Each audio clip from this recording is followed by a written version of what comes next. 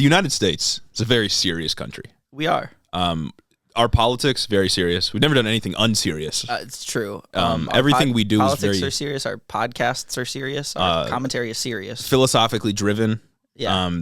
Any corruption that does happen, squashed immediately, right? We take 100%. We take our job as the United States, as the beacon of democracy, the city upon a hill, very seriously. That's right. And we take our jobs as podcasters delivering you political information every week very seriously. Yep. And the trip that I have to Israel next week, sponsored by the Senate Leadership Fund, exactly, has nothing to do with the opinions that I may say on this podcast. Yeah, what's up, you guys? This episode is brought to you by Raytheon. That's right. Not see how ridiculous that sounds? The military budget actually isn't big enough. Did you know that? Guys, it's not, but I promise these things are separate. Raytheon may have injected $200,000 into my bank account. Yeah. But I'm just saying these things because I genuinely believe them. Yeah. Hito Media LLC is now funded by Raytheon. That's right. Just how you believe that's fucking ridiculous.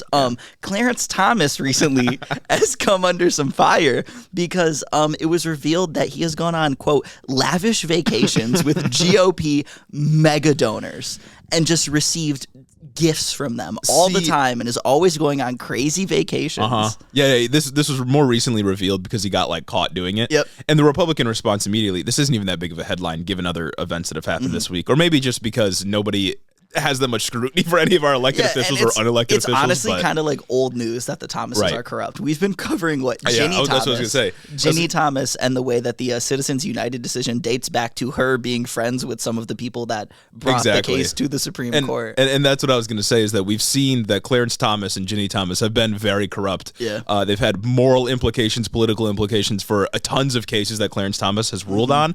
But also, he's caught doing this with billionaires. The conservative response is immediately, they're just hanging out with friends. His friends hanging out with friends. His friends just so happen to be GOP mega donors. Yeah, and they just happen to be giving him enormous gifts of huge price. Exactly. And it just doesn't matter. I agree politically with some of my friends. So I don't see how this can do anything here. Clarence Thomas can't just hang out with the homies. Yeah. Everything's so political. Yeah, I know. God, guys, people with positions of political power, some of the most powerful people in the country can't have friends. It's almost like your position of political power maybe transcends any friendships you may have. Maybe being one of the most powerful people in the country, especially with Moore v. Harper coming up. Especially when you are friends with people whose opinions are directly harmful to democracy and who, if you align yourself with, will undermine the very court that you're a part of. But that doesn't really matter. Yeah. That doesn't really matter. AOC said she's going to introduce articles of impeachment that won't go anywhere. Yeah. She said if no one else does, I will.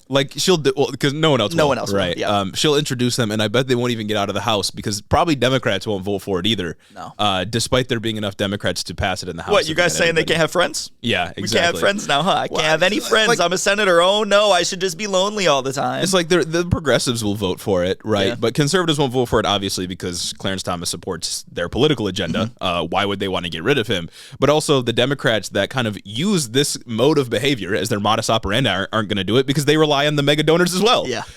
This is a common thing. Clarence Thomas isn't going to get persecuted for it. And it's also insane, right? Because the whole reason, again, that justices are appointed and not elected is so that they are separate from the political process. Right. But they can still be friends with and hang out with and receive just hundreds of thousands of dollars, maybe even millions of dollars in gifts from mega donors, people who are very much integral to the conservative project, and that's okay, that's fine. Yeah, they're still separate from politics because they're friends, they're buddies, Well, yeah, keeping them unelected removes them from politics, but if you have an enormous amount of money, you can get a little bit of access. But as a treat. They can also do politics. Yeah. It's just aristocracy, right? Yeah. It's not democracy at all. It's not democratic. It doesn't matter that our senators are the ones that approve them. He's just there.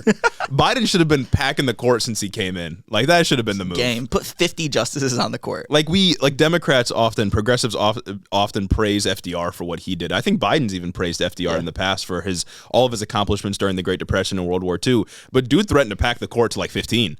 He was like, I'm going to do it unless you start acting right. There's nowhere in the Constitution that says no. Exactly. The number, what's the number right now? Started 9? at 6. It's fucking arbitrary. The court's already been packed before. Let's pack it again, baby. Well, and it was packed. Let's just keep fucking packing it until everyone else realizes how ridiculous of an institution that it is. And we'll get into it more like towards the end of the episode when we talk about a decision that came from a federal judge out of Texas. But it's starting to me to look like judges have way too much fucking power over the other checks and balances within the system. Well, and one of the major accomplishments of the Trump administration, one of the few that he actually had in advancing the conservative agenda, is that he filled federal courts with so many conservatives that support him. Didn't he fill a record number of federal judgeships? Yes. I mean, Biden might have surpassed him by now just because the filibuster for appointing federal judges is gone, which is why Trump got so many through. But Trump appointed so many federal judges. Underqualified judges, too. Yeah. It's insane. Some of them that didn't support his overthrow of the election. So I guess they weren't as conservative as he needed them to be,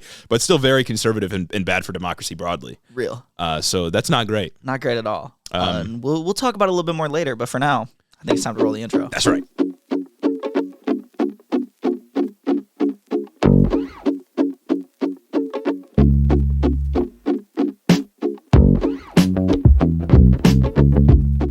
Welcome back to Head in the Office, everybody. Top of the episode, I got bad news. Bad news. All of my Swifties out there. This what I'm about to talk about, this was a request from my girlfriend. She doesn't listen to the show, but she asked me to talk about this. So if you're listening, this is for you, I guess. Good shit. But you're probably not listening, actually. Any of the Swifties in our audience can listen to this. Apparently, Taylor Swift and her boyfriend broke up.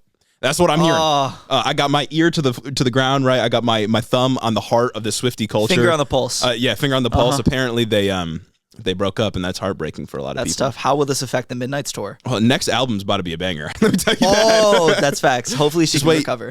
6 to 8 months, next album's going to be crazy. Maybe the tour will be crazy, too. People will be crying. True. That's just a word on the street, though. Could be wrong. Word on the street. Well, it's a developing story. We'll get back to it next week. But I'm going to remind you all, top of the episode, to go check out the Patreon. Go become a patron. Get access to early episodes. Abandon the Wednesday Weenie title. That's right. Become a Sunday supremacist. I say supremacist for a reason. They're just better. They're just better. They get the news with the news cycle. And they're no longer victims of everything cool happening on Monday. That's right. That's exactly true. Well, not everything cool. Oftentimes everything bad, but everything newsworthy, interesting and newsworthy happening on Monday. So abandon that title. Look, we're planning to do another live stream pretty soon. Once we hit our new goal on Patreon. That you can help us get to. And we're getting into the summer here, which means Gage and I are going to have some time to produce some content. Ramp up some content. Maybe get back on our TikTok live. Exactly. You'll want some exclusive access to all that. You will. You'll want to be the first person to know. And to do that, you got to become a patron, and at the same time, it supports the show. That's right. And it keeps the business running. The small business. So true. And speaking of other ways to support the show. That's right. You could always go to Apple, leave a 5-star review. If you can't leave your review on Apple for a myriad of reasons, maybe you live in Canada, maybe you are a Spotify listener, you can drop it in our DMs and we'll read it. But right now, we only have one. That's right. And that is from Apple, from a keyboard smash title.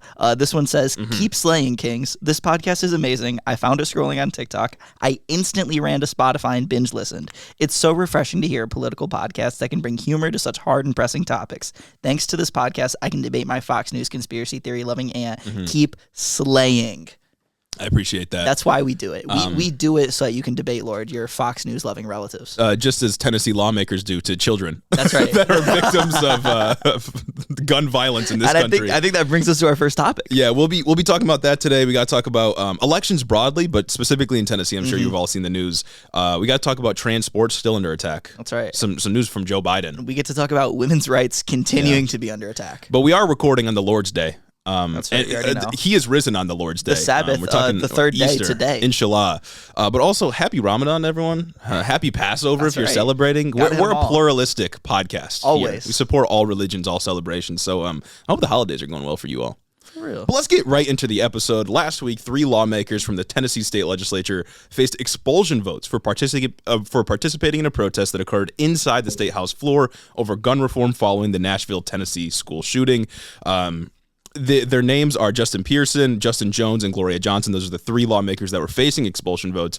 But only Pearson and Jones, 2 black legislators, were expelled, while Gloria Johnson did not receive enough votes to be kicked out. I think she was saved by like 1 vote, or just a handful of votes. But still, just crazy that they went that mask off to only kick out the 2 black guys. Which is like the first thing that you notice here is that Pearson and Jones are 2 fairly young, charismatic black representatives in Tennessee, a conservative state. Gloria Johnson's like a, middle-aged white woman. Yeah. No hate to her, obviously. Yeah, no, she's fine. She didn't do anything wrong here. Right. It's the legislature that fucked up. The legislature overwhelmingly voted to expel Justin Pearson and Justin Jones, but Gloria Johnson did not face it. And again, just mask off racism, kick out the 2 black men. They just straight up kicked them out of their seats. They are no longer representatives, which is fucking insane. The only other 2 times that someone has been kicked out of the Tennessee legislature was, I think, the first time a couple years back when he faced 22 counts of sexual misconduct. That seems like a reason to do it. One time, a long time ago, where I can't remember the exact charge. Maybe I can't remember what it was. I won't speak on it, but it was a while ago. Even longer ago, there were people kicked out of the Tennessee state legislature because of the Civil War. And that seems like an adequate reason to do so because they're terrorists to the nation. Yes. Right? Back when we actually took insurrection seriously, but we don't do that anymore because we name protests as insurrections. Sit-ins are insurrections now. So Gloria Johnson still has her job. Pearson and Jones, though, the 2 black legislators from, I can't remember exactly where they're from. Shelby County and somewhere else. I can't remember the other county. Yeah. The more city populated areas that are more Democratic, Biden districts by plus 50, right? So they're going to get elected again as they're running again. But just blatantly removed from office, power has been taken away from them, all because they led this protest. But you may be asking, what exactly happened, right? Yeah. Were they doing an insurrection on the Capitol? Yeah. Was this maybe justified? No, it wasn't. The Tennessee 3, as they're being called, which hard name. So sick. I mean, come on. If you're in a political fight with somebody and they're called the Tennessee 3, you're done. Oh, if they get dubbed any name like that, in the middle Chicago of it, 7, while it's going on, you know that this is going to be a chapter in a history book in 20 years. Exactly. Especially based on the speeches they gave, which we'll get to in a moment. Yes. Oh my God. But the Tennessee 3, as they're being called, they each participated in a protest that started outside of the state capitol. And I think people in the gallery of the state capitol, up above where all the action is happening, were also protesting. And Pearson, Jones, and Johnson were all encouraging them to continue. We're all speaking out of turn with them. And they were their constituents. They are representing their constituents when they joined them in protest. Yeah, and these representatives, they were speaking, obviously yelling without being recognized by the speaker, which is a violation of their parliamentary procedure. Yeah. I mean, it seems like a minor violation to get expelled for, but that's basically what happened. Before this, the speaker had also turned off one of their voting machines so that they couldn't participate in the functions of the House anymore. And I think they had refused to call on them in debate. Yeah. And so that's why silencing them, right? That's why the 2 Justins and Gloria, just the 2 Justins brought out bullhorns and just started fucking yelling at them, which is sick. Which I fully support, which is 100%. A cool rule break. Sometimes they're cool. And the reason they were booted, according to the Republican response, is that Pearson and Jones continued to incite the protest, while Gloria Johnson didn't go as far as the other 2. But I reject this entirely, and I still think it's just racially motivated. 100%. It's just because they're the black men. As other people have been saying, they have some amount of plausible deniability if they kick the white woman out too. Yep. But it was just the 2 black guys. It's pretty explicit. There's no real analysis I can offer there. Yeah. It's just they're 2 black charismatic young men and they're threats to the conservative political agenda, so they gotta go. Yeah. I don't know what else really to say about that, but I don't know. Jones and Pearson have both pledged to run for their seats again. They'll probably be facing a special election later this year since the seat is vacant, and those people currently are not represented in their state legislature.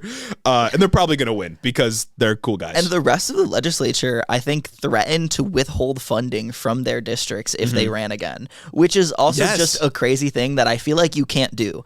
Or at the very least, I feel like it should be very illegal to do something like that, to say that these people flat out cannot run to represent their districts, or we will financially punish the district itself. I don't know if it's either threatening that they'll do that if they run again, or I think the city for Justin Pearson has some kind of jurisdiction where they can reappoint him in the meantime before an election is held. Okay. You know how governors can do that for senators type thing. I think they were saying we're just going to reappoint him right away because this is bullshit. Why did you do this? And we need representation. And then I think the Republican legislators were like, oh, if you do that, then we're not going to fund your schools, which is nuts.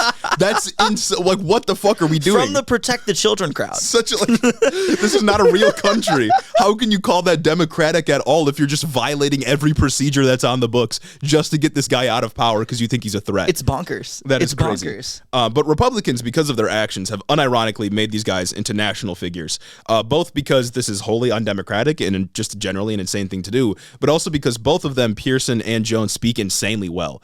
Oh my God. The cadence is insane. They're great orators. It is ridiculous. The one speech that we're gonna play, the In the Well speech, I guess it's being called. That shit was just off the cuff too. Yeah, like they are so fucking intelligent, so smart, and so well spoken. It's ridiculous. Like they are going to become national figures, or at least they should. Right. And like immediately when I'm listening to these two, we're gonna play a clip from Justin Pearson, but also Justin Jones, incredibly well spoken, like a civil rights leader cadence. And I'm not just saying that because they're like young black men, civil rights. Like I'm not trying to make that connection. Not trying to like, oh, every well-spoken black man is Martin Luther King. Right, exactly. But you'll see, like, I mean, it's crazy. So we'll play this clip. The first guy that's speaking is a Republican asking him a question. The next guy you'll hear is Justin Pearson. It's about a minute and a half. So we'll go ahead and play this clip.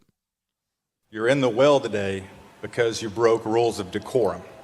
Wouldn't you agree? Representative Pearson. I believe I'm in the well today because you have put forward a resolution that says that it's more important to expel voices of dissent than do the work of justice, which is fighting to end gun violence in the state of Tennessee. I believe that I'm in the well today because I, with the courage of ancestors and family and loved ones and community, stood up and spoke up for folks like my classmate Larry Thorne, who can speak no more because of the proliferation of guns in Tennessee. I believe that I'm in the well today because you have decided that it is not right to have debate. It is not right to listen to the voices of the minority. I believe I'm in the well today because on the day that we wanted to honor the thousands of people who protested, we were denied that opportunity. I believe that I'm here because you feel in your heart that it is right to persecute someone who has committed no crime, who has only broken what you call the House decorum rule, which according to Section 19 of the House Permanent Rules of Order say that at worst the thing that should happen is censure. But instead you have brought forward a terrible resolution to deprive and disenfranchise thousands of people in Shelby County of a representative who will and can speak and advocate for them. And I believe, Representative Farmer, that is wrong. Fucking insane. That's Absolutely the end of the clip. Poetic in his cadence. Yeah, it's crazy. And then the other guy, Justin Jones, was asked, like, you were chanting "No justice, no peace," and he responds with just an MLK quote off the cuff. Yeah, like he like word for word. Like it's crazy how well spoken these guys are. He says something. Crazy leaders. He says something along the lines of, "Well, you can't have justice without peace." Right. Like fundamentally, there is no justice without peace, and peace would be to end the proliferation of gun violence. It's amazing. It's amazing that these responses were just off dome too. Yeah. And you can't see this because it's an audio medium, obviously, but dude's fit is crazy. Oh, he's so cool. Like Riz Goblin, you know what I'm saying? Like Riz Lord, God of Riz, to be honest with you. And also Justin Pearson is a reoccurring character on this podcast because you all may remember a couple of weeks ago, we covered a bill out of Tennessee which would make it so local jurisdictions could just reject gay marriage opportunities.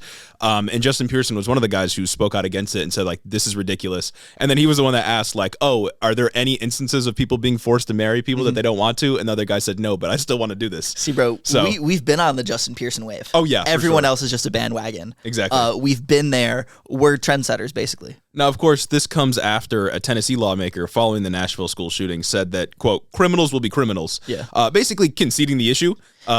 Giving up. It's always their defense. They don't even bother defending it anymore. They're just gonna say, oh, well, criminals are gonna get guns anyway, so why can't good guys have guns? Yeah, and the interesting thing there is that that's not the Republican response to any other crime. No. The Republican response to any other crime is to Fucking kill them. Crush minority groups as much as possible. The war on drugs, the prison industrial complex. Literally, they will create the largest infrastructure to just destroy the black community that they can think of. But when it comes to school shooting, suddenly they throw their hands up in the air and say, not I can't very do tough anything. on crime when it comes to school shooters. It's ridiculous. If anyone does any drug and does anything sort of bad, that drug is scheduled. Researchers can't even access it. Nothing's going to happen. But as soon as it's a gun and it's a culture war issue that they like and that they've built their platforms upon, they can't do anything. Their hands are suddenly tied. To bring it full circle to white supremacy, I think that they're part of their refusal to do anything, obviously motivated by the NRA to some extent, but also because school shootings are often straight white cis men.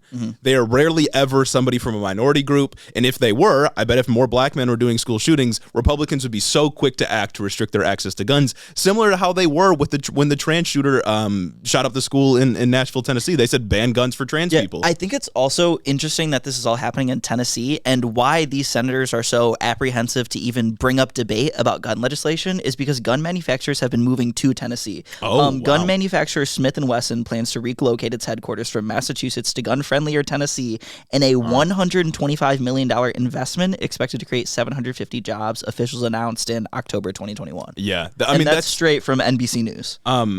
For those that don't know, that often comes with like economic stimulus, right? More businesses in your state, pretty obviously brings more $125 million revenue. investment. Yeah. It's blood money, right? Like that's straight up blood money. Like you are providing a space for gun manufacturers to operate, to make a bunch of money, to build revenue in your state, and you're letting kids die. Yeah, that's Tennessee all is it is. directly a site of gun proliferation. Now, getting back to the fact that these Democratic lawmakers were expelled, democratically elected lawmakers were expelled, Republicans have taken to calling the Tennessee protests an insurrection similar to January 6th. It was a sit-in. And, well, it was a sit-in, and you'll also, if you were listening to that clip while we were playing it, you could hear yelling in the background. Those are protesters outside of the Capitol screaming, and you can hear it through the audio within the Capitol. So people are still there. Protests are still going on right now. Also fine. Probably will And continue. they never stormed the Capitol. Right. They didn't physically break into the Capitol. Nobody died at the Capitol. Well, and those are important distinctions, right? First, it wasn't the nation's capital. It was a state legislature. No damage occurred. Nobody was hurt. Nobody was trying to overturn the results of a Democratic election. In fact, Republicans were doing that, but Democrats and protesters were not doing that. And my final point here is that I'm not against all forms of protest. If you're going to protest outside or inside of a Capitol, you better have a damn good reason. And kids dying, in my mind, is a pretty good reason to protest. Exactly. It's like hot take, I guess. Some protests for the right reasons are right, and protests for the wrong reasons are wrong. Protesting because you believe in Facebook lies about the election is wrong. Protesting because you believe that kids shouldn't have to die in schools anymore due to preventable gun violence is right and just. Exactly. It's simple as that. And I guess the final point that I have about the In the Well speech, and sort of it goes to the way that these two men have been treated, is these legislators are talking to them as if they're children. Like you could tell that whole time. Do you know why you're in the well today? Do you know why you're in timeout? Exactly. You can tell he wanted to call him boy. Oh my God! Like, boy, do you know why you're in trouble today? Jesus Christ! It's ridiculous, and it's so crazy how he again turned that around and just dicked him. And that same legislator that was asking him those questions, like you know why you're in the well today. This was a guy who also tried to pants a referee after a basketball game didn't go his way. So that's the kind of people we're dealing with. Like infinitely worse than bringing out a bullhorn and being at worst, annoying. Yeah, like there was another representative Republican that was asking them questions who is, I think, either married or just in relationship. He had an affair with his second cousin, and was also someone who personally did the opioid crisis by prescribing opioids to his lover and the rest of his lover's family, which is also his family. It's literally racist, incestual Southern Republicans kick black young Democrats out of state legislature. Yes. Just to expel them. Like when bro is bumping to Family Ties, he's not thinking what I'm thinking. You know what I'm saying? Anyway, let's move on from that swiftly. Another point that I've seen Republicans, the national type Republicans, commentators and such, the point that I've seen them been making, Matt Walsh, Michael Knowles, Charlie Kirk types, is that this is the exact kind of power flex they want to see. They've been praising this move. They've been happy to see it. And I have a quote from Matt Walsh here. This was on the day that it happened, the day that they were expelled. He said, quote, "Can't say enough about the Republican legislators in Tennessee today who had the courage and wherewithal to hold Democrats accountable for a change and force them to abide by the same rules as everyone else. Extremely rare that Republicans display this kind of toughness." Courage. Yes. Courage to bully, to use your supermajority in the House to bully a minority. Right. Guys, it is courageous to bully an easy target. Exactly. Come on. Yeah. And let me be clear, right?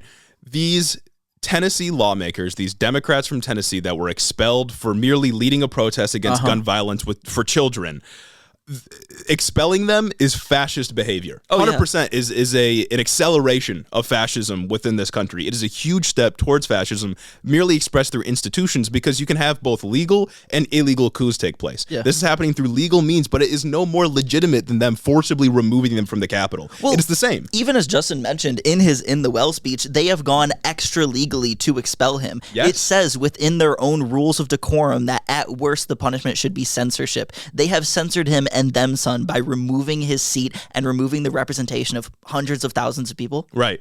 And the removal of political enemies from office, just again, whether it be legal or illegal, is straight up like fascist behavior, especially in this context when they're protesting to try to protect kids within schools. I mean, this is fascist behavior. I don't I hate going back to this, but it's what the Nazis did. And removed their political enemies from office. Again, they didn't just pull out the bullhorn for fun. Yeah. They did it because there have already been steps taken by the governing bodies of the legislature to censor them before they had even done anything. Because their constituents were out protesting, his voting machine was turned off, and they were not being called on for debates. They were already being silenced, so they had to do what they had to do to represent their constituents like any good representative should. Yeah, and I don't know how many state legislatures have the ability to just expel people, but if this is on the table now in Republican states, like, democracy's up, right? Especially if Morvey Harper sides on the conservative ideology, sides with conservative ideologues. I mean, that's it for democracy, right? If you're just going to kick out your political enemies to quell dissent because they're making you uncomfortable politically, then that's it. I mean,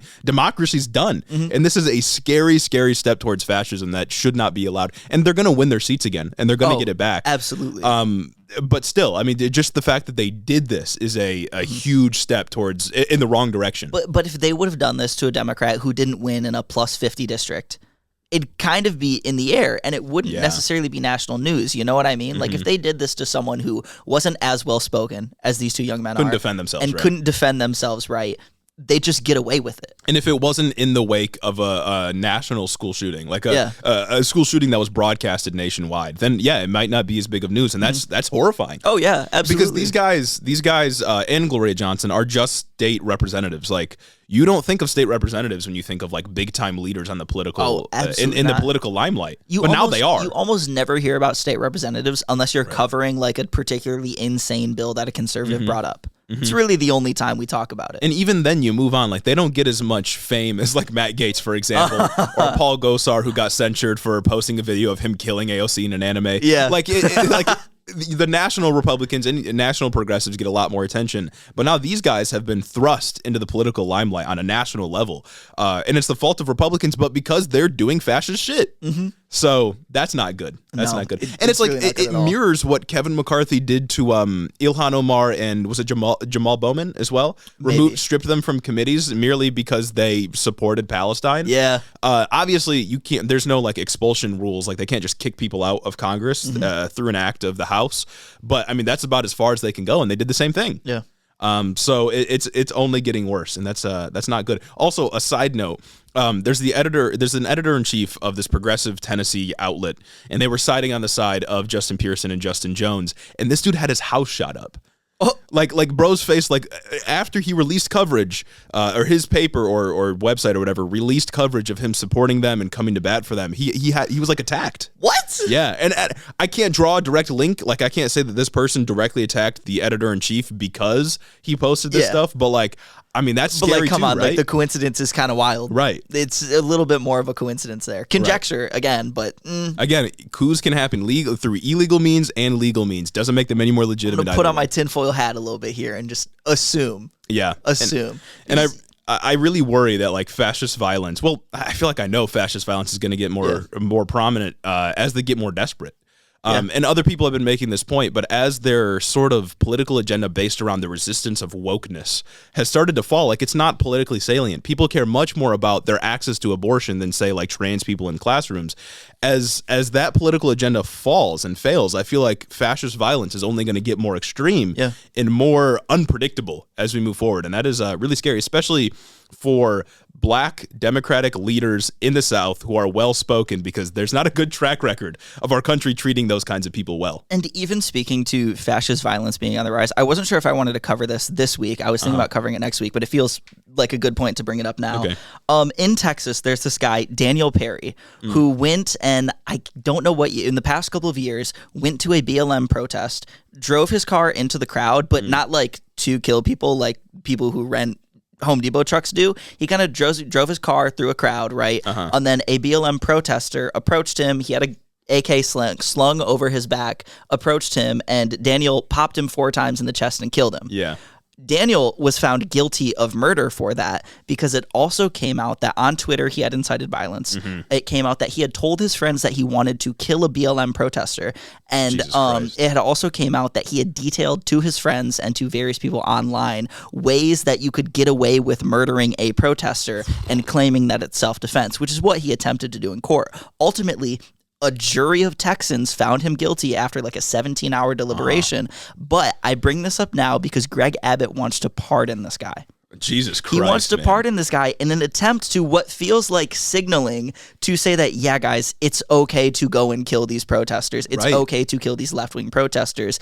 And it's another step on the way to being like, oh, the whole BLM Antifa narrative. Right, violence Like, against them is all justified. of these BLM protests are violent, and just further linking any liberal protest to violence like that and saying that it's okay to go kill them, especially because if maybe our regular legal system doesn't do you justice, quote unquote, I will do you justice and I will use my power Right. to pardon you. And I wonder if they're going to use the Kyle Rittenhouse defense, right? Like, this guy was approaching me with a gun, so I felt threatened. They already did. Yeah. He already said, oh, well, he pointed his AK at me, so I shot him. Right. But it's just a he said, she said, because how do you know the other guy's dead? He can't defend himself. Exactly, yeah. And it didn't work for him initially, but Greg Abbott's going to come through and save this piece of shit. Yeah, like, what other political point does that serve other than saying, like, yeah, you can go and kill BLM protesters, and I, as governor, got your back. Like, you're not going to get state charges because of me. I think, again, it also just fundamentally points to this issue with good guy with a gun narratives, with an armed society is a safe society or a good society narrative, because, like, again,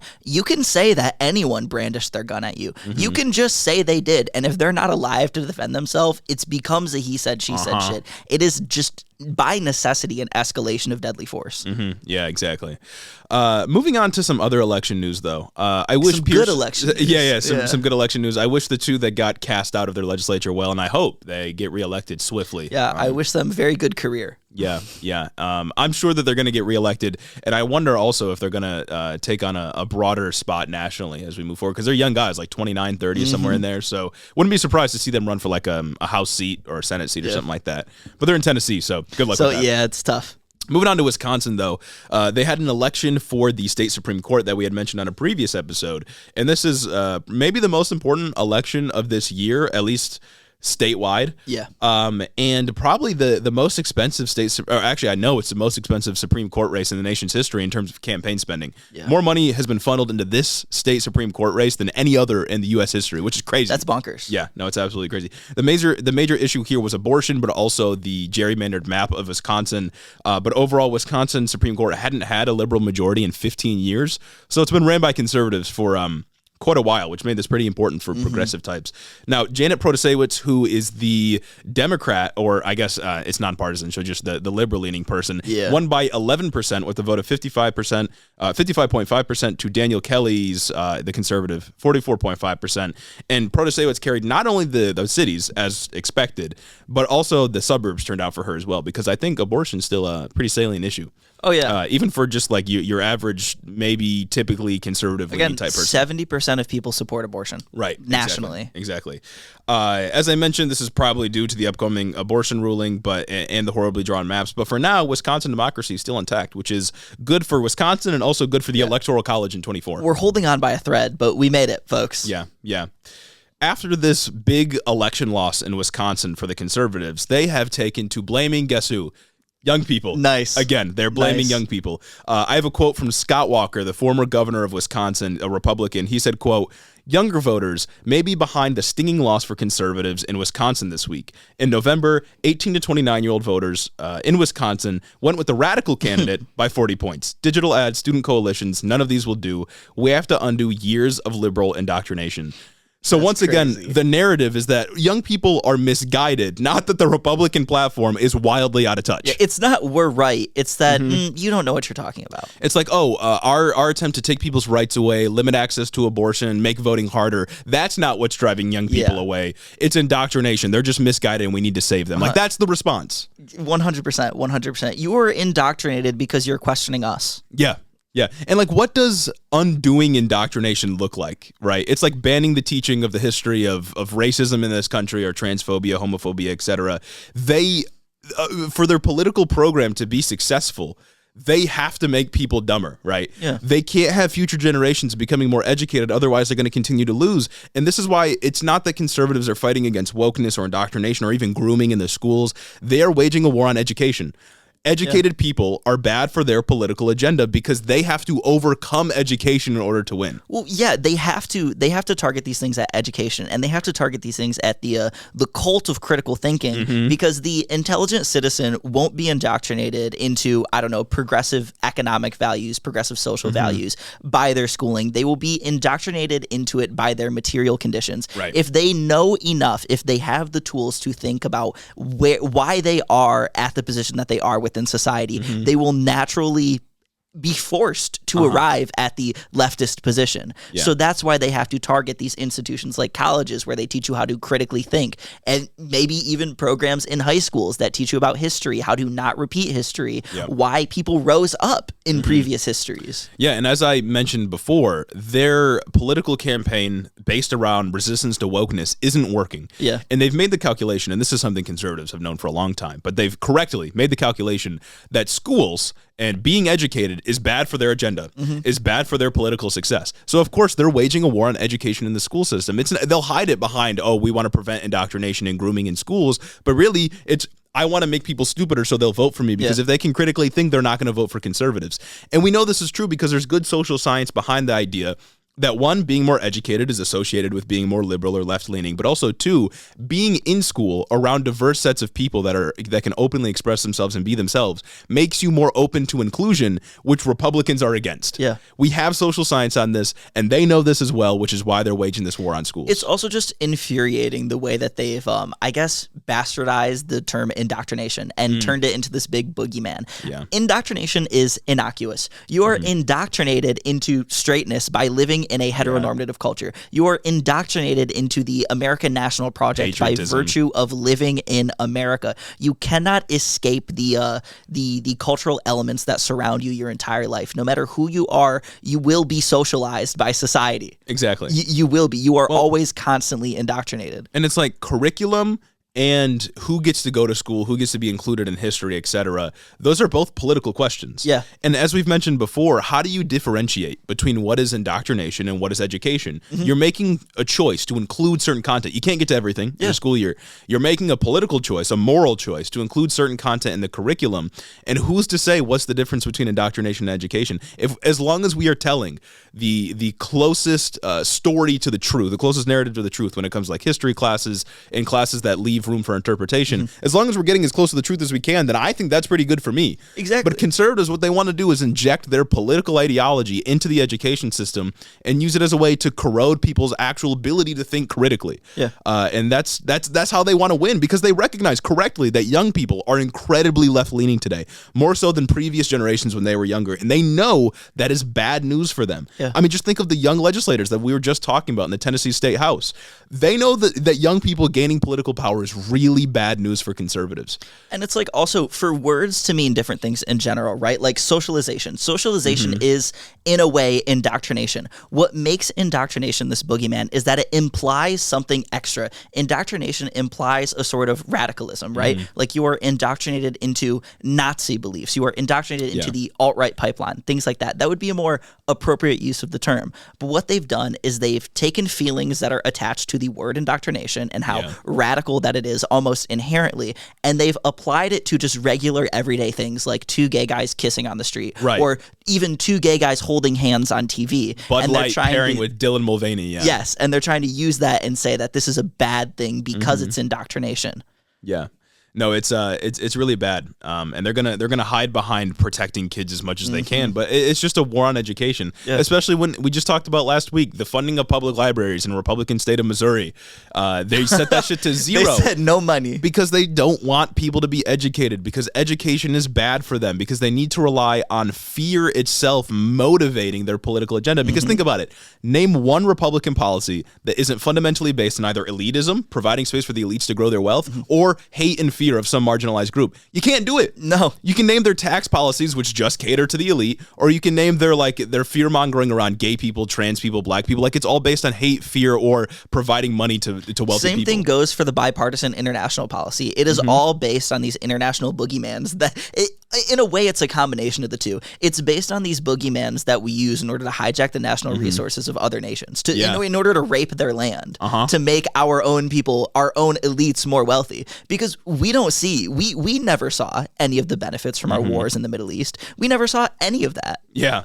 Exactly. No, there's no Republican policy you can point to that's actually benefiting anybody. It's all just based on fear, and a good way to get around fear is either exposure to these groups or learning your way out of it. Yeah, fuck it. Every year they want to cut Social Security. Yeah, and Social Security, Medicare, Medicaid, they claim they don't, yet they propose it every Those time. are their principled stances. It's crazy to me.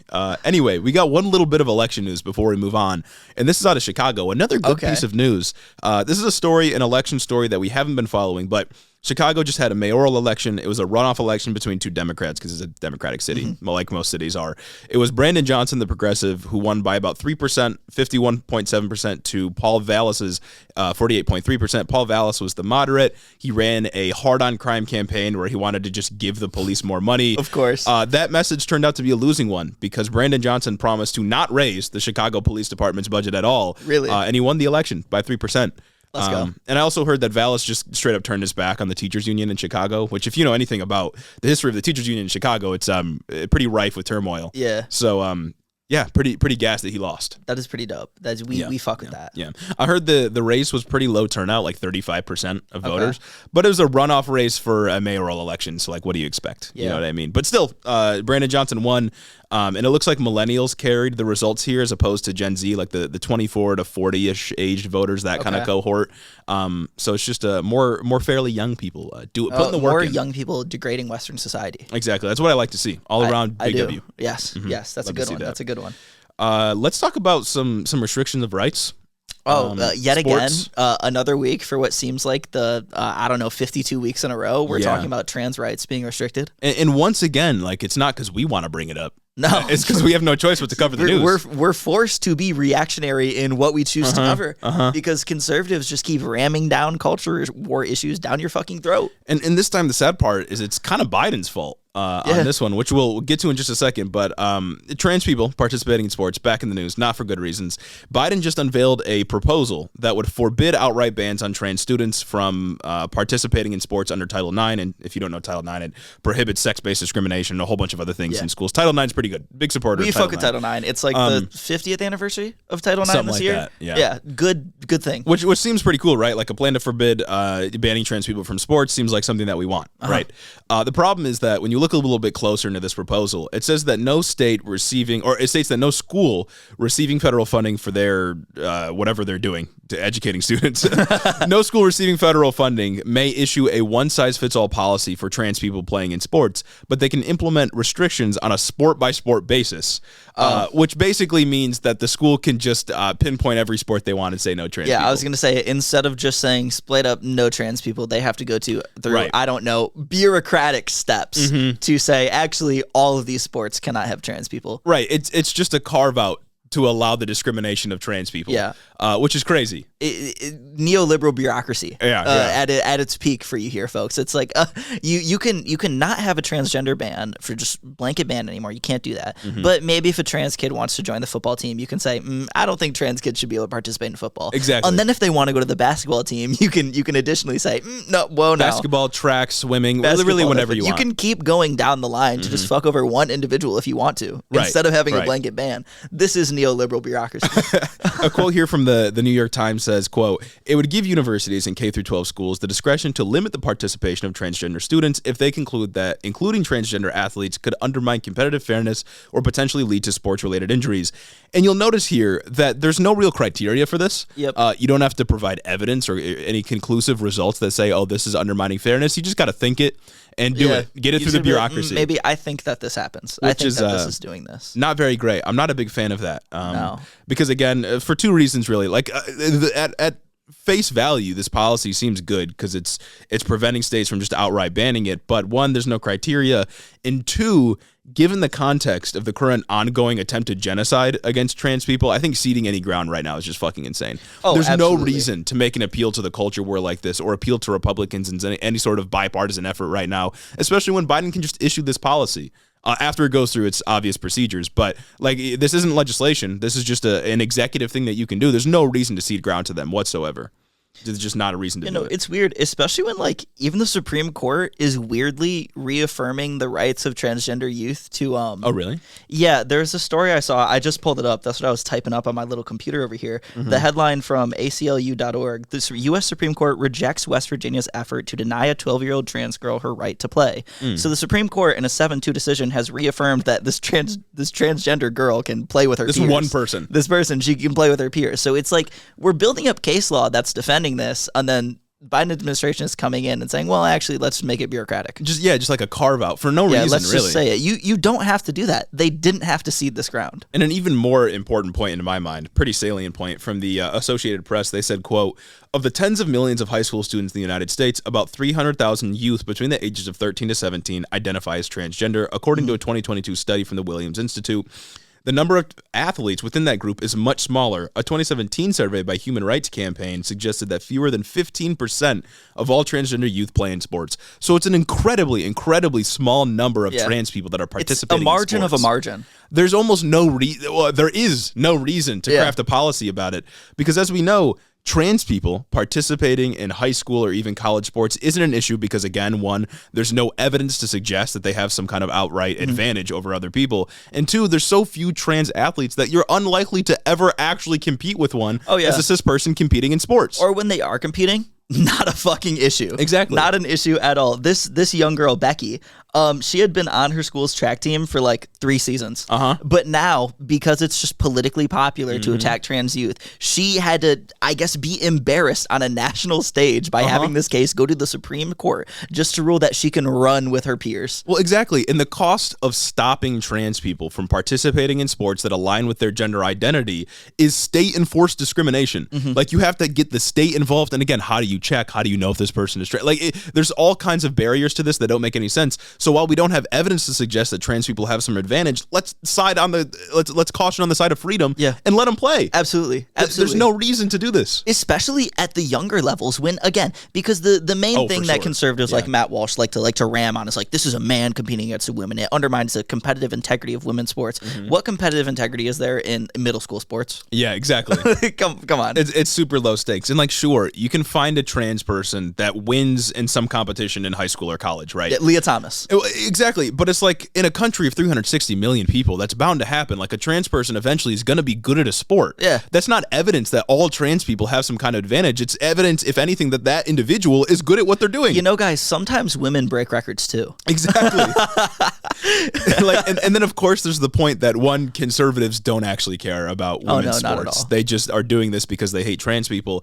And two, it's like, are we going to start kicking out people like Michael Phelps because they're genetically predisposed to be good at swimming? No. Michael Phelps because he's got longer limbs than everyone else. That's an unfair advantage. Right. Are we going to start genetically discriminating against people? Right. No, we're not going to fucking do that because that would be ridiculous. And again, it sucks that this is devolving into a transgender sports conversation because it feels like everything always does. Yeah. But they always talk about these unfair advantages without having medical consensus to cite. There's no evidence. There is no medical consensus on whether or not these are unfair. Like, it's unfair for a transgender athlete to participate in these things. So why don't you shut the fuck up and wait for any point to come out in favor of you, if any point even does come out? Well, yeah, and it's like, sure, the literature, the scientific literature on like trans people participating in sports is super small because it hasn't been an issue until it became an issue politically. And studies take time. And studies do take time. But while we don't have evidence, let's again caution on the side of freedom and let people do what they want to do, because we don't have evidence. Like, there's trans people aren't winning every single fucking medal out there in women's sports right now. Yeah. It's not happening. Yeah. We don't have evidence to conclude it's an issue. Conservatives just like to hyper focus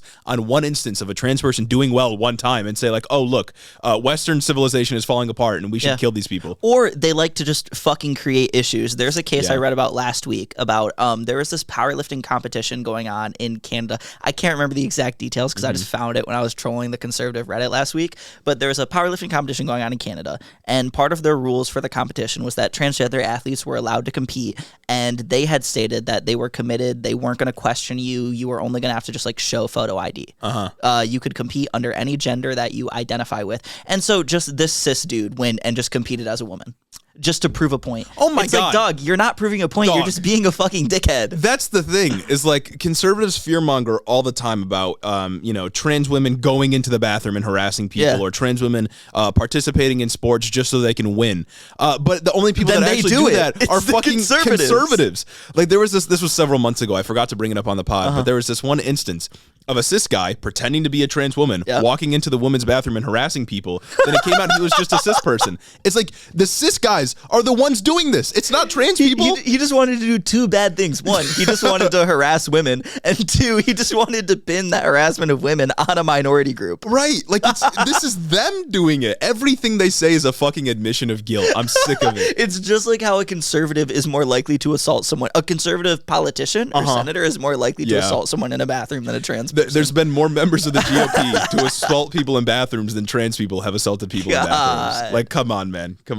Also, since this is on the topic of like the kind of our descent into fascism in this country, I do think that the thing about women's sports and all the fear mongering about that from conservatives is just another, manifestation of their growing tendencies towards fascism, because fascism will take any issue that they think is politically salient or they think is politically valuable that they can fight without being just labeled as Nazis, and they'll fight that issue, right? And I think trans people in sports is just another one of those venues where they think they can push the issue, gain political popularity while demonizing a group without facing any real consequences, and that's why they continue to push it. Again, not because they actually care about women's sports, but because they just want to find a way to hate on trans people while not seeming bigoted, while seeming reasonable. And their ideology just demands that there be someone to scapegoat for various issues in order to garner political support. Right, exactly.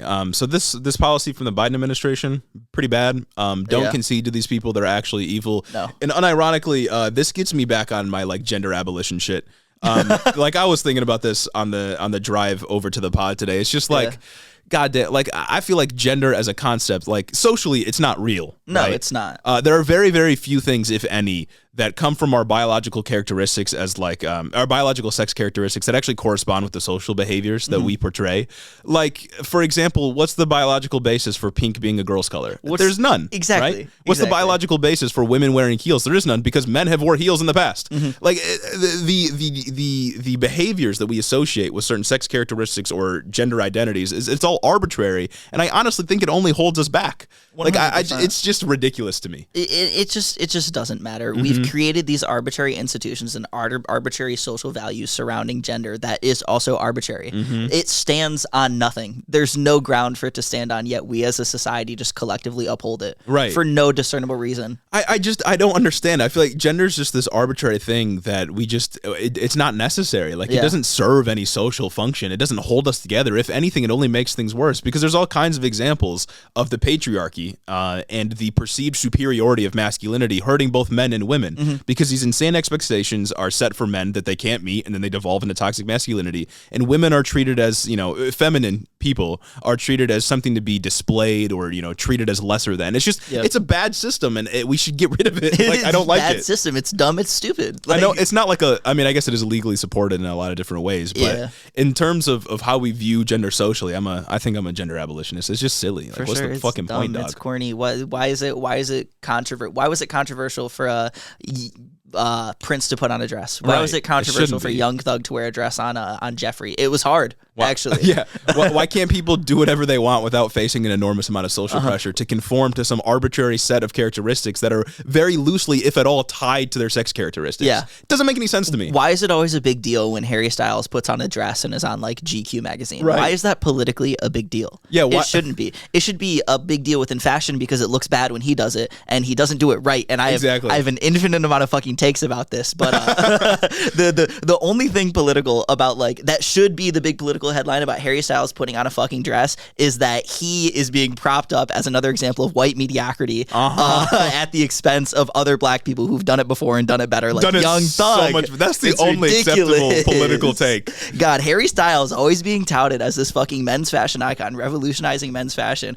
A$AP Rocky has done more to quote feminize men's fashion in a actual tangible and real material way than Harry Styles ever will. It doesn't make me want to put on like anything that Harry Styles wears when he goes on and wears these ridiculous fits, but A$AP Rocky though, right? That's why I wear the pearls, baby. Come on. And Harry Styles gets all the acclaim, right? Yeah. He's the one who's like, oh my god, he's so brave. Yeah. But it's like, and that's the only politically correct take. Like, you know what I'm saying? 100%, Or politically yeah. acceptable, That's the one that I take will accept. that we should analyze like politically. Gender's stupid. Right. But we have to. We have to because we're forced into this weird arbitrary construct. Yeah, this supposed dichotomy between like masculine and feminine that I think it just shouldn't exist. Like, there's just no reason. Yeah, girl. I don't see any reason men for work. it. You know. Like, yeah, I don't want to work. We should be able to identify that some of these, similar to like whiteness, like these social constructs are bad for us because they are inherently exclusionary. They're built to be exclusionary.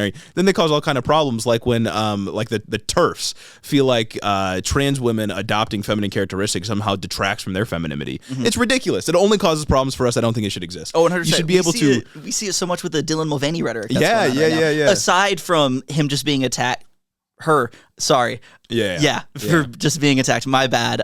For being on the cover of Bud Light and things like that. It's just the fact that people say that she is making a mockery of femininity.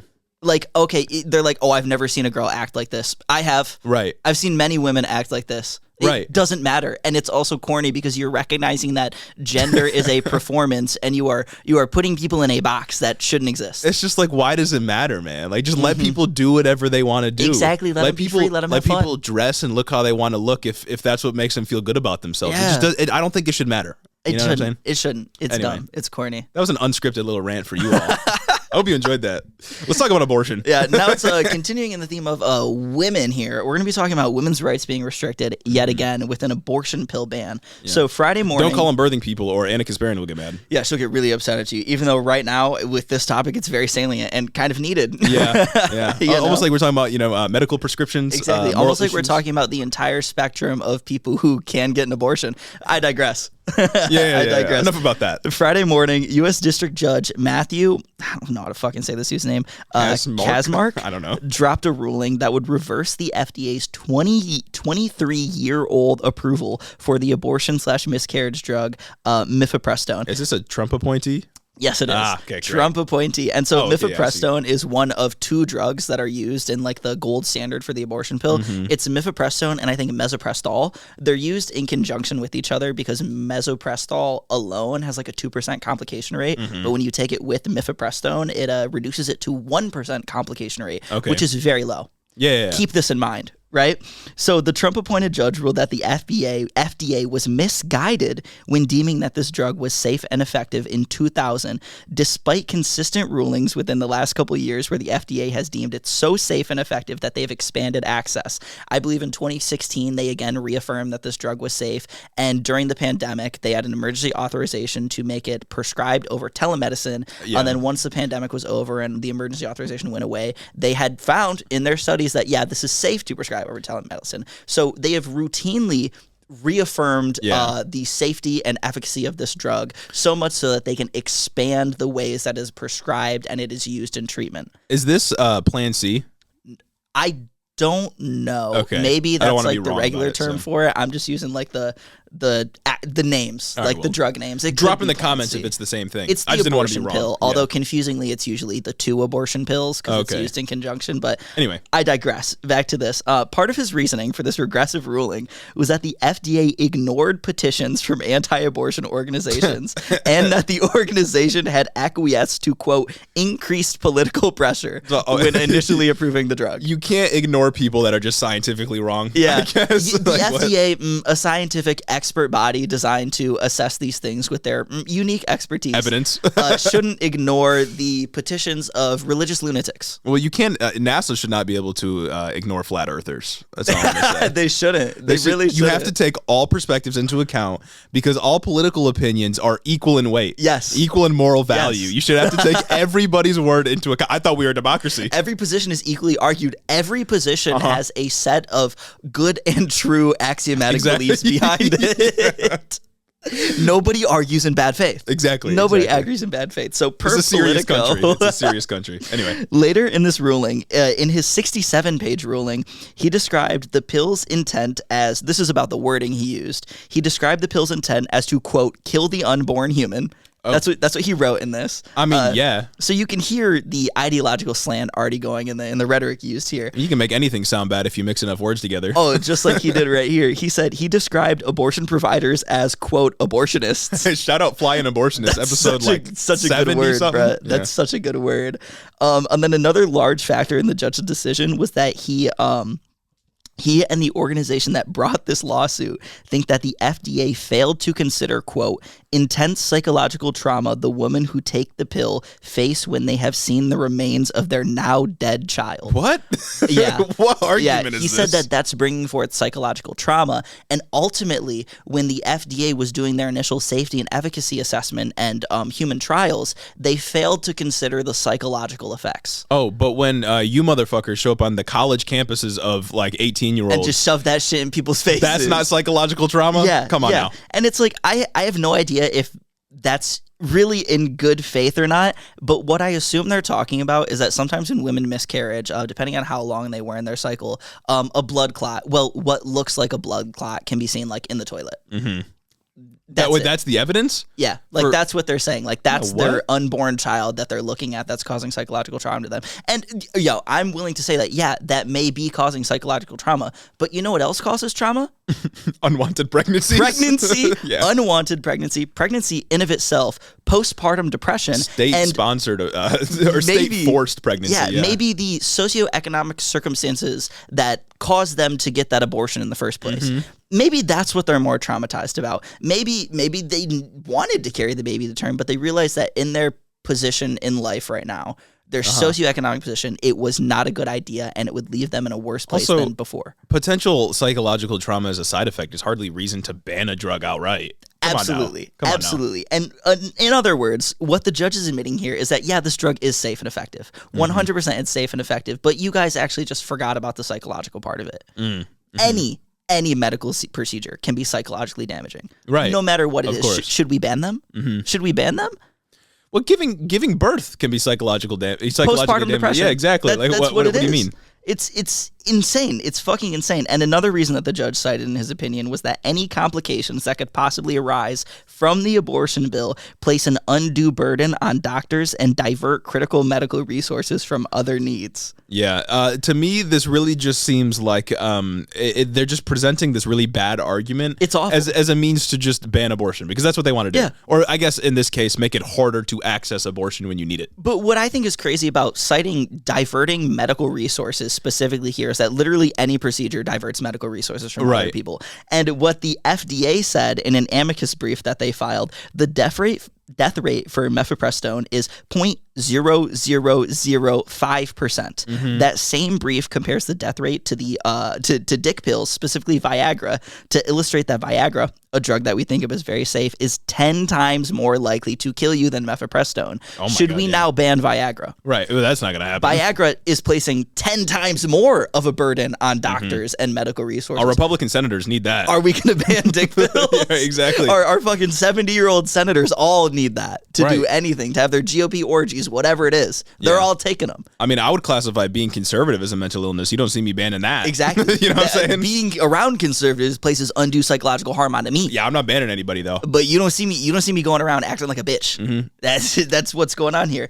They also compared mifepristone to penicillin to find that penicillin is like 5 times more likely or twice as more like it's more likely to kill you than the abortion pill. Yeah. Penicillin. Okay. Are we going to ban penicillin? Right, no, exactly. We're not going to ban penicillin. We're not going to do any of that. And it's absolutely fucking bonkers that this ruling makes, if this ruling were to make it through appeal. Now, they have left 7 days to appeal it, but it's being appealed to the Fifth Circuit Court, notoriously conservative, famously Is that the one out of conservative. Louisiana? Yeah, that's the one It seems like every big case gets appealed to the Fifth Circuit because we're always talking about it. That's the one with like the Reagan appointees. Fuck the Fifth Circuit, dog. Yeah. On my homies, it's fuck the Fifth Circuit. But something that further complicates this is that out of Wisconsin, there was another federal hearing about the abortion pill, and a Wisconsin judge had actually reaffirmed access to it and reaffirmed the FDA's ruling that it's safe and effective. Mm-hmm. And so those two federal rulings are antagonistic to each other. They're in conflict. So this might just get escalated to the Supreme Court for an emergency hearing. Oh God! I mean, we saw how they ruled on Roe versus Wade. Yeah. Jesus Christ, it's a bad country. I feel like it's very likely that this would be overturned by the Supreme Court just based on the fact that he's going against medical consensus. Yeah. And he's not even really arguing on behalf of patients here. He's arguing on behalf of doctors that could face an undue burden when people take the pill and have a 2% complication rate. Yeah. 1% complication rate, excuse me. Right, exactly. And like when you take the abortion pill, that's pretty early on? Yeah. First 10 weeks. Yeah, so I mean, well, I guess that's outside of the 6 weeks or 0 weeks that some Republicans want in their states, the outright abortion ban, whatever it may be. But yeah, I mean, we know again, as I mentioned before, their onslaught against things like abortion or wokeism, it's super unpopular. But again, they're gonna try to go through both illegal and legal means to take rights away from people, especially illegal means, as their political platform gets a lot more unpopular. They're going to do whatever they can, and it's just so weird that this federal judge is allowing so much just ideological slant into the text of his ruling. Like, come on, it's a Trump appointee, so I'm sure he's a bit underqualified. Yeah, but still, by nature of him being a Trump appointee, yeah. But still, it's bonkers that this is where we've gotten. And it's additionally crazy that he can use this shaky evidence. One man, one federal judge can use this, and if it were to stand, it would discredit 23 years, a body of work that is 23 years old, that has continually reaffirmed how safe this drug is, and that this drug is safer than other common drugs. Right.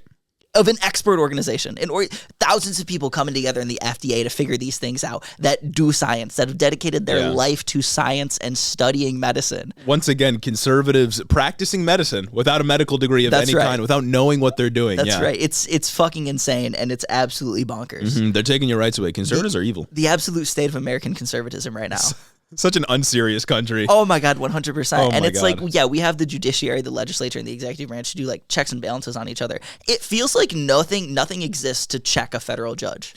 Well, I mean, and it's even if there are checks on a federal judge, like the appellate system, for example, these systems of checks and balances only exist insofar as they're enforced, right? A castle on its own, left unguarded, doesn't stand forever. Eventually, the siege will win. Yeah. And if you're not willing to protect our democratic functions and protect people's rights by whatever means you can, like through the legal system, then it's not going to matter. If you are not willing to uphold the principles that founded the judiciary, the principles of them being nonpartisan and non-political by impeaching someone like Clarence Thomas, you are contributing to the unseriousness of the judiciary. You are contributing to why the public is starting to turn their back on this body, as they should. Well, and I thought like the whole idea behind modern conceptions of the court system was that they have evidentiary hearings and they pay attention to evidence, and that's how we make rulings. Like I thought that's what liberal democracy was all about, and you is doing things based on the evidence provided to you. You would think that 23 years of evidence would trump anything that some Tom, One Dick, or fucking Harry guy said. One fucking guy. Yeah. And a bunch of like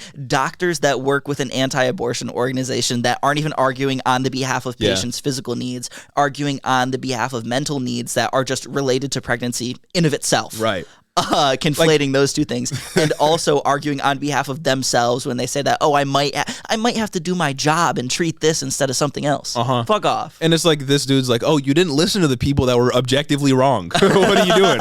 Come on. We're excluding people now. Why can't we listen to these You guys? have to take everything seriously. And the other thing is that this just sets a dangerous precedent in that political challenges can be brought to any scientific ruling, right? Like this, what immediately popped into my head was COVID vaccines. And anything related to COVID. They also said that those are shaky trials. And there's less evidence to suggest that the COVID vaccine is safe than there is to suggest that mifepristone is safe. 23 years that suggests that, and only like 2 for COVID. Right.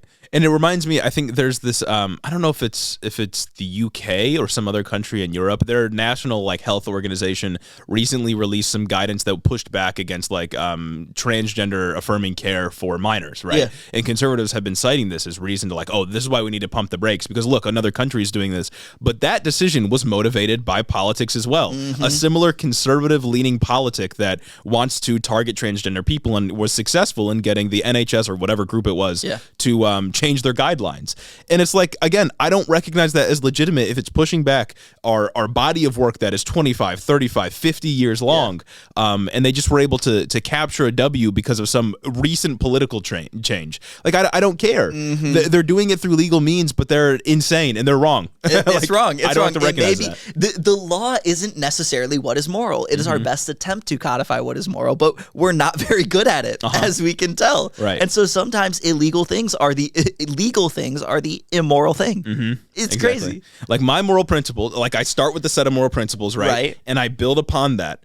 But people are wrong outside of those principles. You know what I'm saying? I'm the correct one. Exactly. And laws can exist outside of those principles. Like, for example, trust busting inside those principles. Based. Good. Great. I love that. Super cool. Within the context of capitalism, like, I'll take it. You know what I'm saying? Scheduling weed, wrong. Outside of my set of moral principles. It shouldn't be a Schedule 1 drug. Exactly. Taking access to abortion away, really bad. I don't care if it's a law. I don't care if it's a law. I can't remember if weed has been descheduled. I might be just drug laws in general. Yeah. Corny. Well, it hasn't been federally legalized. We know that. Exactly. And it should be. It should be, because that's within my set of axioms that are the correct set of axioms. Yeah, mine are right. I don't care what anybody else says. I think that brings us to the end of the episode. That does. I think that brings us to our list of beautiful, wonderful, immaculate angel investors, patrons, if you will, Sunday supremacists. Thank you all for listening. If you're listening on Sunday on the Lord's Day, on the Sabbath, whatever Lord that you ascribe to, on whatever Lord Easter, you appeal Passover, Ramadan, like whatever you're doing right now. A couple Ramadan episodes. Thank you for listening to this show. Thank you for making us a part of your holy scripture. Thank you for letting us preach to the choir. Hiddo Bible number 2 drop and win. That's all I'm gonna say. Honestly. Maybe Hiddo Book Club number 2 is reading of the Bible. Hear me out. We have the Old Testament, the New Testament, the Future Testament. That's us though. The Hiddo Testament. Gauge 3:16 in the Future Testament says. Anyway, it's time to thank the patrons that make this show possible. Exactly. Remember, subscribe to the Patreon to get early access to the Future Testament when it finally drops. Exactly. You'll want to be one of the prophets named in the early Testament. You will. You'll want to get a chapter named after you. Special thanks to our prophets, Cricket Scrapbook Layouts, Nikki Nine Lives, Cannon Kraut, Lord T, The Radiant, Chris the Postman, Christy Beck, Talia Katz, 40% Spite, Andrew Harris, Mike Chaplinsky, Matty S.T., Omar Zuno, Clayton LaFed, Mark Yeager, Sarah McRoberts, Dylan B. Kaz, Caleb Joy, Jim Bobs, Carl D, Rich Toro, Tari, Gavin Meyer, Maldonado, Hunter W, Fergalaki, Max Vescas, Jacob Rogers, Colton Muberry, Fixer Punk, Jim Egbers, Jeff Muzzy, Ted Cruz's Boy Toy, Bagel Burrito, Cincy Alex, Bread, Joe Centrum, Austin Reed, Adrian Sandoval, Chloe Sam 601, Colleen Cuts, Timothy Espinoza, Gregory Isn't My Name, Veryuk, Jennifer DeVoe, Big Bird Titty, Eliza Crawfishin, Benneth Bennington III, Alexa Benanti, Nitch, Big Booty Beatdown, Moises T, Sam Maloney, Two-Headed Boy, Jeremy Cadright, Ben Shapiro's boyfriend, Jonathan Cassis, Luke O'Shea, Daniel Jackson, Daniela Jackson? Fuck me, dude. Yeah. The World of Microsoft, Jennifer Sines, Aaron and his Gundam Gundams, Darth Father, Aiden, Taylor, Corey Chambers, Sewer Snack, Ellie N, Heidi Osgood, John Glover, Wheat Thief 69, and Jeremy's mom for supporting the show on Patreon. Now imagine, hear me out. Imagine you're reading the Future Testament and you see, oh my God, Wheat Thief 69, 732. Thou shalt not go against the word of Jeremy and Gage. Exactly. You just see a quick like Andrew Harris 1245. That's right. Some crazy. That's right. Veryuk 1310. Come on. Yeah, come on, yo. Like we can make this happen. We could. Once we hit our goal on Patreon, we're like those churches that like you got to donate money to be saved. It's compulsory tithes. Exactly. Like if Martin Luther was alive today, we'd be getting 100 new theses on the door. You know what I'm saying? 100 future theses. Exactly. Let's go, baby. Subscribe to us on Patreon if you want to be a part of the next crusade. Give your tithe, basically. Exactly. Thank you all for listening, and we'll see you Have a great week. on the next holy day.